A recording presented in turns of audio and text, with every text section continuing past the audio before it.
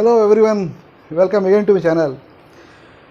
चलिए, पिछले क्लास का आपने रिवाइज ज़रूर किया होगा, मुझे उम्मीद है, जिसमें मैंने कंडीशन सेंटेंस स्टार्ट किया था और कंडीशन नंबर 1 समझाया आप लोगों को।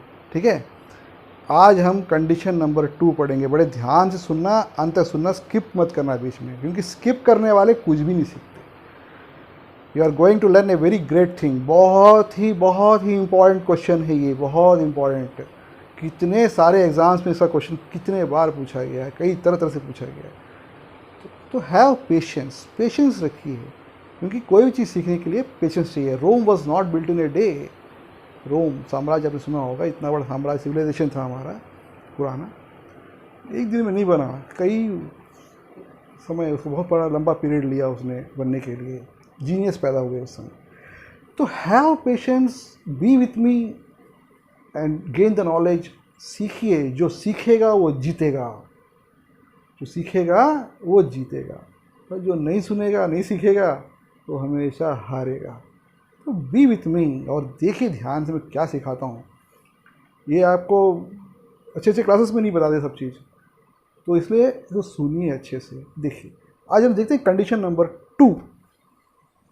देखिए, 2 सेंटेंसेस में दिखा हुए यहाँ पे। If he had come I would have gone. Sentence से ही, एग्जाम्पल से ही हम रूल में पहुंच जाएंगे। रूल पढ़ के हमको दिमाग नहीं खराब करना है, एग्जाम्पल से रूल की ओर जाओ, रूल से एग्जाम्पल नहीं। एग्जाम्पल देख लिया, उसको दिमाग में बिठा लिया, it will unlock the keys, it will unlock everything what ever you have. ये मास्टर कीज है, ये सब चीज़ जो आपके हाथ में दे रहा हूँ मैं। You are having the master keys, you can unlock anything if these keys are available with you. So be sure with me that what you are learning, you will rock the exams. If he had come, I would have gone. Sir फिर से वही approach वही, approach भूलना नहीं। Sentence मिलते ही कितने verb, देखो had और कम। और दूसरे सेंटेंस में देखो वुड हैव और गॉन, देखो गॉन आज 2 वर्ब, मतलब 2 सेंटेंस है सर। अब चेक करना है कहीं इफ तो नहीं दिया सेंटेंस में, तुरंत दिमाग में यही चीज, 2 वर्ब दिया है, इफ तो नहीं है, कहीं कंडीशन सेंटेंस तो नहीं है, कि मुझे वो पता होना चाहिए। कंडीशन, हाँ सर इफ तो दिया है, हाँ ये कंडीशनल सेंटेंस है, कंफर्म हो गया कंडीशनल सेंटेंस है। अगर इफ दिया है कंडीशनल सेंटेंस 100%। बिना इफ के भी आता है ये, वो भी बताऊंगा मैं अगले वीडियोस में जब आऊंगा, तो बिना इफ के भी आएगा सेंटेंस, उसको भी बताऊंगा। इफ दिया है तो अब टेंस क्या है वो चेक करें। टेंस देखो साहब, हैड और V1, सॉरी V3, हैड और V3, पास्ट परफेक्ट। सर कम के फॉर्म्स, कम केम, कम, थर्ड फॉर्म फिर कम होता है, और हैड आया है तो V3 आना है, कम केम कम, तो पास्ट परफेक्ट। ये क्लियर, क्योंकि हैड है और V3 है, हैड और V3, कम केम कम एक थर्ड फॉर्म है उसका। और दूसरे पार्ट में सर फ्यूचर परफेक्ट कैसे मालूम चल गया? Would have. सर आपने तो फ्यूचर परफेक्ट में विल हैव पढ़ाया था। आप फ्यूचर परफेक्ट का यदि आपने वीडियो नहीं देखा तो जाके उसको देखिए, प्लेलिस्ट में फ्यूचर परफेक्ट का वीडियो देखिए एक बार। जो फ्यूचर परफेक्ट पढ़ाया मैंने उसमें देखिए उसका क्या फॉर्मेशन है, उसका वर्ब में subject plus will have plus V3। जहाँ पे है होगा वहाँ V3 होगा, तो subject plus will have plus V3। अरे विल हैव सर, यहाँ तो वुड हैव आ गया। कुछ नहीं फर्क पड़ता उससे। Would have, will have, would have, would क्या है, विल का ही पास्ट फॉर्म है, इसलिए वुड हैव कर दिया, वुड हैव। तो फ्यूचर परफेक्ट ही है, लेकिन एग्जाम में कैसा क्वेश्चन आएगा एरर के अलावा वो भी बताऊंगा मैं भी आप लोगों को। तो फ्यूचर परफेक्ट है, वुड हैव। अब ये सही सेंटेंस है, इसमें कोई गलती नहीं है, ठीक है। गलतियां कैसे करेगा वो समझेंगे बाद में। अब कॉम्बिनेशन क्या है? कॉम्बिनेशन देखो, कॉम्बिनेशन से इंग्लिश पूरा कॉम्बिनेशन से, कॉम्बिनेशंस, पैटर्न्स, है ना। तो कॉम्बिनेशन क्या है? इफ के साथ यदि हैड हो तो दूसरे पार्ट में वुड हैव होना चाहिए। अगर दूसरे पार्ट में वुड हैव है तो इस पार्ट में हैड होना चाहिए। ये कॉम्बिनेशन को सीखना बहुत जरूरी है, इसको दिमाग में रख लेना है। इफ के साथ हैड होगा तो दूसरे पार्ट में वुड हैव होगा, और वाइस वर्सा, दूसरे पार्ट में वुड हैव है तो इस पार्ट में हैड होना ही पड़ेगा। ये सब कॉम्बिनेशंस है ना। छोले हैं तो भटूरे हैं, इडली है तो सांभर है। इडली के साथ आप वो तो नहीं मंगाओगे ना, रायता है। छोले के साथ बोले सर मेरे को छोले के साथ ना करी सब्जी दे दो, अरे क्या बोल रहे हो सर, छोले के साथ भटूरे ही होते हैं, वो तो कॉम्बिनेशन है ना। तो ये सब चीज़ सीखना है हमको, कॉम्बिनेशन सीखना है। भाई होटल में जाओगे तो कोई ना कोई कॉम्बिनेशन मंगाओगे कि नहीं, कॉम्बिनेशन देगा कि नहीं, कि कुछ और ही दे देगा कॉम्बिनेशन। तो इंग्लिश में भी कॉम्बिनेशंस हैं, तो you have to understand the combinations, you have to keep in mind the combinations.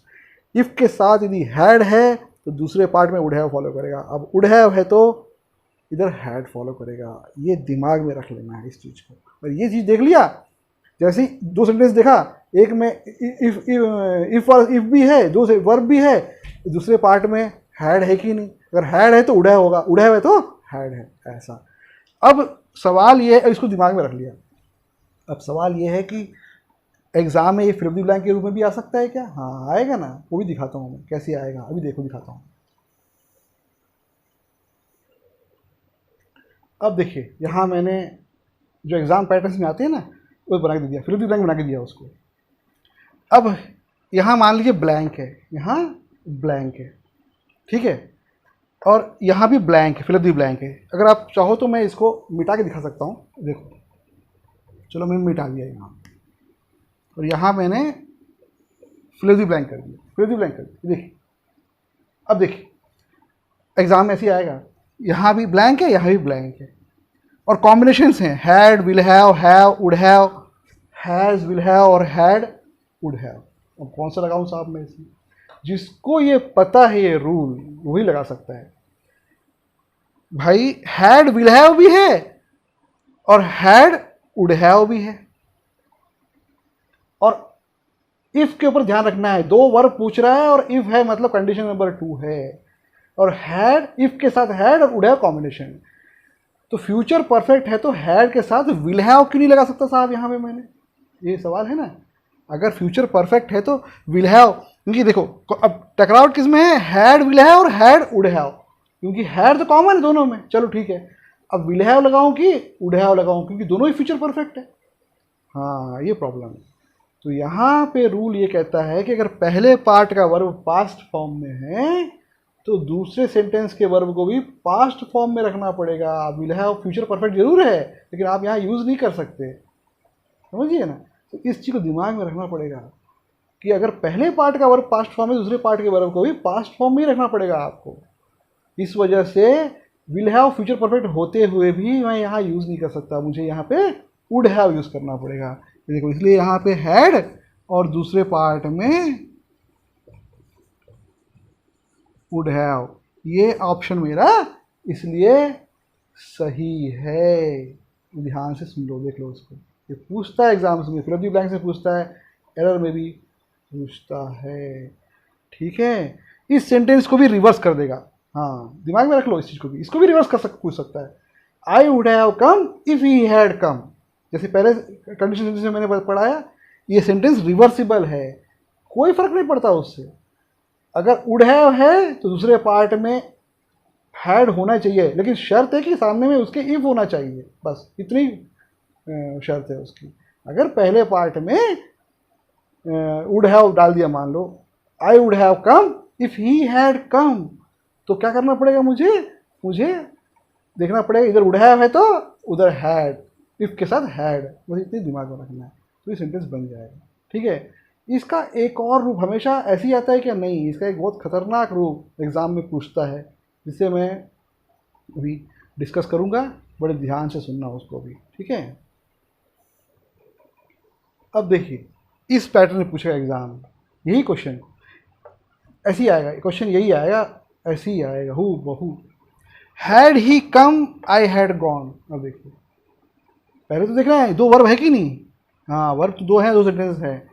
अब यहाँ इफ़ नहीं दिया और आएगा यही, इफ़ नहीं दिया यहाँ पे, had he come I had gone, दोनों पार्ट में हैड ऐसा होता ही कभी, तो इसको समझ लो, had he come is equal to if he had come, इसको दिमाग में बिठाना है इस फॉर्मूला।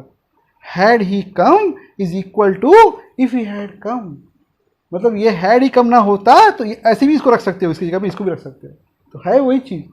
तो दूसरे पार्ट, पहले पार्ट में तो हैड हो गया, तो दूसरे पार्ट में भी हैड यूज होता, वहाँ वुड हैव आना चाहिए। देखो वहाँ भी हैड लगा दिया, इसलिए सेंटेंस गलत है। देखो had he come I would have gone, ऐसा बनेगा सेंटेंस। तो बड़े ध्यान से सीखना इस चीज़ को, खतरनाक क्वेश्चन है, हर एग्जाम में पूछता है। Had he come I would have gone, क्योंकि had he come is equal to if he had come, इसको रिप्लेस कर दोगे ना तो यही बैठ जाएगा यहाँ पे, तो ये बैठ गया। इफ के साथ देखो हैड है, इफ के साथ हैड है तो दूसरे पार्ट में वुड हैव फॉलो करेगा, ये है इसका सीक्रेट।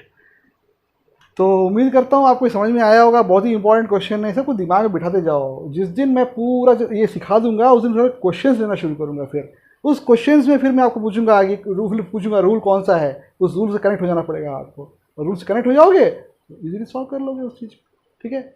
उम्मीद करता हूँ आप सबको अच्छे से समझ में आया होगा वीडियो। अगर अच्छा लगा हो प्लीज़ लाइक कीजिए, सब्सक्राइब कीजिए, शेयर कीजिए, दूसरे को भी बताइए, ज्ञान बांटिए। अगर डिफ़िकल्टी है तो क्वेश्चंस पूछिए कमेंट सेक्शन में, जिसको डिस्कस करेंगे, ठीक है। जो सीखेगा वो जीतेगा, इसलिए सीखिए, अपने आप को बनाइए। बोले आज से कोरोना ऐसा कुछ पढ़ाई वढ़ाई होनी है, अरे वो तो हमेशा थोड़ी रह जाएगा कोरोना, कोरोना ख़त्म भी होगा, एग्ज़ाम्स भी आएंगे, नौकरियाँ भी करोगे, है ना, बड़े भी होगे, नौकरियाँ भी करोगे कि नहीं करोगे, एग्ज़ाम्स भी आएंगे, एग्ज़ाम्स देंगे। तो अभी समय है, अपने आप को प्रिपेयर कीजिए, you have to prepare yourself. अभी अपने आप को ताकतवर बनाइए, इम्यूनिटी बढ़ाइए। देखो इम्यूनिटी बढ़ा रहे ना, ये मेंटल इम्यूनिटी है, इसको बढ़ाइए। अभी लगे रहिए, उसके साथ लगे रहोगे तो जीतोगे, सीखोगे, ठीक है। Okay, see you all in the next video. Next video में कुछ और इम्पॉर्टेंट चीज़ सिखाऊंगा। स्टे ट्यून टू मी, तब तक के लिए गुड बाय। ओके।